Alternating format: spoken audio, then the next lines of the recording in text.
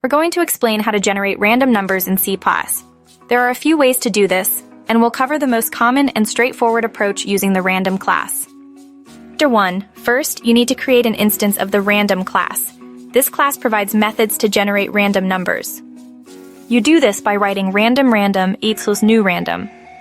This line creates a new random object and assigns it to the variable random. 2. Now let's generate a random integer. The random class has a method called next. This method generates a random integer between 0, inclusive, and a specified maximum value, exclusive. So random next 10 will generate a random integer between 0 and 9. If you want a range other than starting at 0, you can use the overloaded nextIn method, which takes a minimum and maximum value as parameters.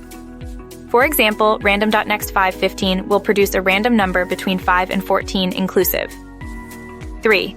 To get a random floating point number between 0.0 inclusive and 1.0 exclusive, we use the next doubles method. This is extremely useful for generating random numbers within a larger range of decimal values. For instance, if you want a random number between 0 and 100.0, you could write random.nextDouble 100. 4. It's important to note that the random class uses a pseudo-random number generator. This means it produces a sequence of numbers that appears random, but is actually deterministic. The sequence is determined by a seed value. If you create multiple random objects without specifying a seed, they'll likely generate the same sequence. 5. To ensure more randomness, especially if you're generating many random numbers in quick succession, you can provide a seed value to the random constructor. The seed can be anything, but often the current time is used. For example, random equals new random guide new guide, get hashcode, which leverages the guide class for a very random seed. This helps to generate different sequences each time you run your code. 6.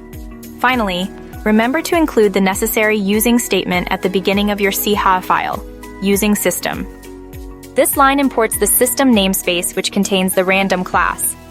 After following these steps, you will be able to generate random numbers in C++ for use in any application needing random data. Remember to choose the appropriate next method overload based on whether you need integers or floating point numbers and the desired range. And consider using a custom seed if you need truly unpredictable random numbers across multiple runs of your application.